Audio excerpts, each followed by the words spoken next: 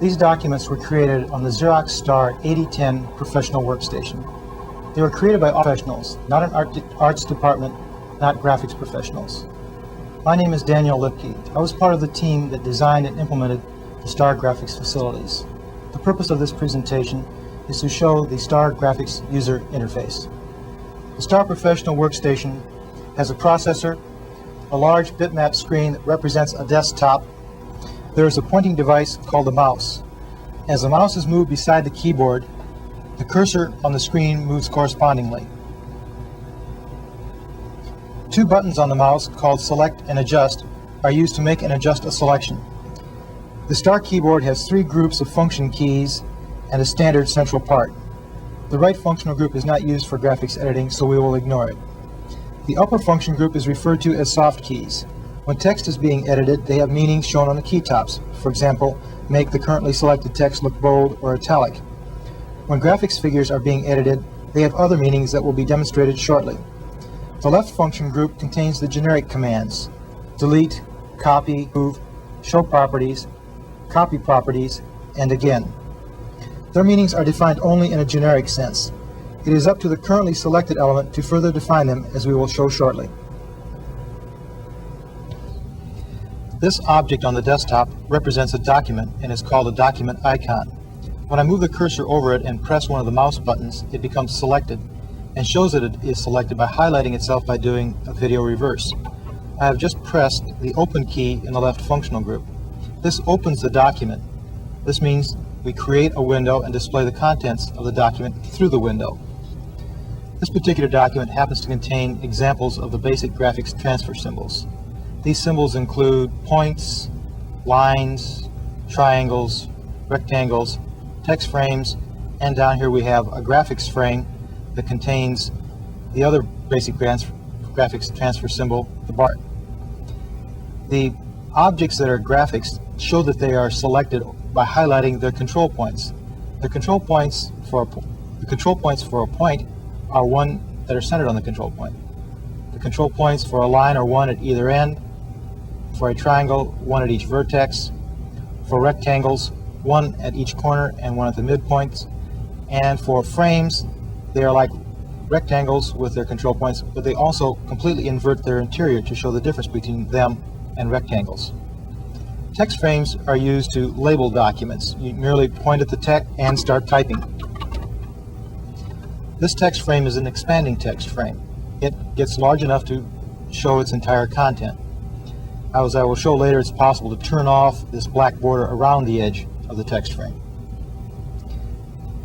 Notice that when I select this rectangle down here, that the rectangle has control points, but the control point closest to where I pointed at it is a little bit larger than the others. This is called the guiding point.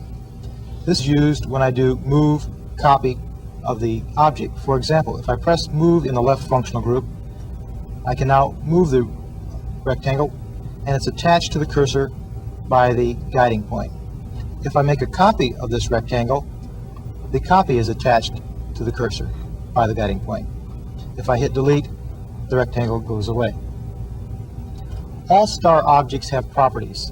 The properties for this particular rectangle are shown on a property sheet. I have just a properties key in the left functional group. The properties for a rectangle include line width and structure for its outside border and its interior shading. The way you apply properties is to point at the property you desire and click with the mouse button. These properties across the top that are arranged something like a radio buttons indicate you have one of the choices but not more than one. These are called choice parameters. The style is the same way, dotted, dashed, and double. Shading also is a choice parameter. Textures are different. You can have one or more of these textures. I can turn on the texture for vertical lines, the texture for horizontal lines simultaneously. If I press the Apply button, the properties have been now applied to this object. I turn off the textures just as simply.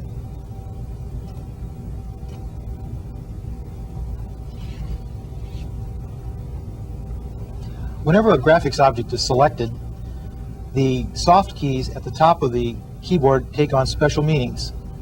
These keys are shown at the top of the document by using a virtual keyboard. The keys that we will discuss for graphics are the stretch, magnify, grid, and line keys. So if we go back down and take a look at this rectangle that is now selected, I can press the stretch key. The upper right hand corner becomes an X. That is the control point furthest away from the guiding point. When I now button down, the guiding point becomes attached to the cursor, and I can now stretch the object. If I had used magnify instead of stretch, the horizontal and vertical ratio of this object would have been maintained. This gives us an overall scaling capability. Every graphics frame also has a grid. The grid can be turned on by selecting some object in the frame and pressing the grid key. The grid now will control the placement of the guiding point as I move this object around. The grid can be turned off by pressing the grid key again. It acts as a toggle. All star graphics objects are created by copying an existing object, with the exception of the line. We provide an optimization by saying make line, which draws a line from the last click point of the mouse to the current cursor position. Lines also have properties. Properties of lines include width and structure, as well as optional arrowheads at either or both ends. Now that we have seen some of the basic graphics editing features, how do we go about getting that very first figure into a document? I have just opened a second document that will now appear in the lower portion of the screen. This document contains nothing but text at the present. After the word Figure 1, I wish to now insert a reference to a figure object. I use the keyboard key in the right functional group and insert a graphics reference. This appears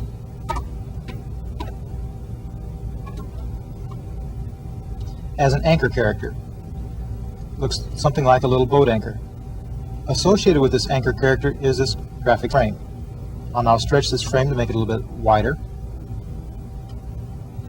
and copy into it a line from the upper document. Now that I have this figure, I can go ahead and make it larger if I wish and complete whatever graphics editing I wish. This graphics anchor is a reference to this frame. If I select this span of text and this anchor character and press delete, both the text and the graphics object will disappear. I can just as easily move or copy a span of text and copy the associated anchor. Star can also help automate certain common data representation tasks. My name is Bob Weissman, and I'd like to demonstrate Star's bar chart generation capability. The window on the top of the screen represents a copy of the basic graphics transfer sheet, which is a document supplied by Xerox, which comes with the system, which contains a copy of all the basic graphics objects in the system. We'll copy the bar chart from the transfer sheet down into this lower document, where we can then modify it. First thing we'll do is stretch it, make it bigger, fill the frame.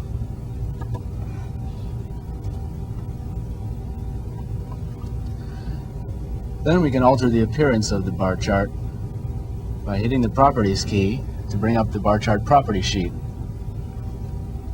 We can make the bars farther apart, make them side by side instead of stacked, and turn on the key, which is a legend which appears in the upper right hand corner of the bar chart. We'll hit Apply to start these properties working. We could have also, for instance, changed the appearance of the scale or the number of ticks displayed. The bar chart then reformats itself according to the new specifications. We can also use the property sheet to change the data to split by the bar chart.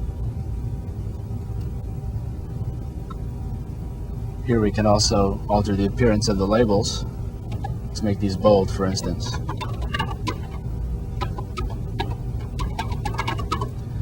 And we can add another kind of fruit to the bar chart by adding a column to the table, typing in the name of the fruit, and entering the data. We could also add another year to the bar chart by adding a new row to the table. We'll type in the year,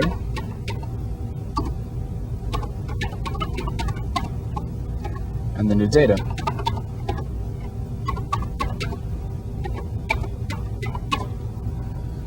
When we select Done, the bar chart reformats itself to add the new data, the row and the column, while still occupying the same amount of space on the screen and in the document.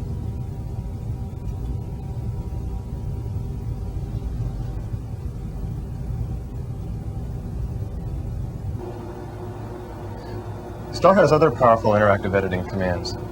My name's Steve Evans, and I will cover those operations that round out interactive editing. Objects in the graphics frame are layered. Frames, which are opaque, show this relationship. These two frames are partly overlapping. There's a command called top that changes the layering of an object. This command brings an object to the top of the layering order. If on top already, this command serves as a toggle and moves the object to the bottom of the layering order. It is possible to select and operate on multiple graphic objects at the same time. The Adjust mouse button is used to make these extended selections. One way of adding more objects to the selection is to point and click with the Adjust mouse button. This button is used to add and remove objects from the selection. You can also hold down the Adjust button and draw through a large group of objects that you want to select. As feedback, a rectangle called a draw-through box is shown. The extended selection can then be operated upon just like a single selection. I'll move and then stretch this extended selection. One can also bring up a property sheet for the extended selection and change the properties of all the objects. I'm changing the line weight and line style now.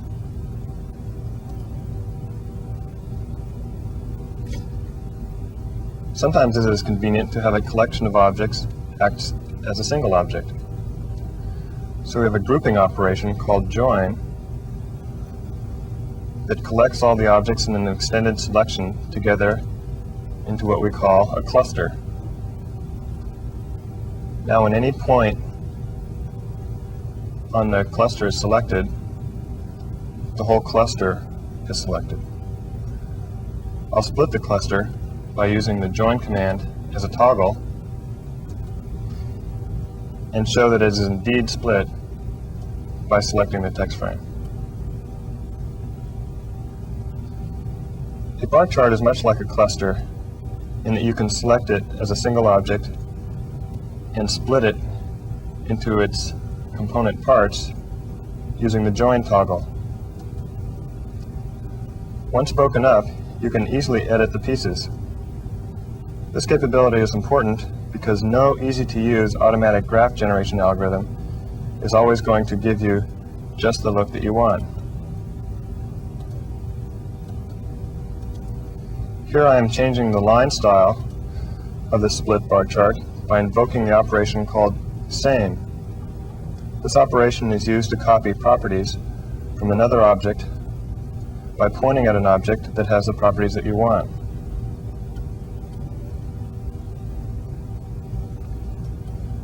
When I am done, I then gather the pieces of the bar chart together by invoking the join command.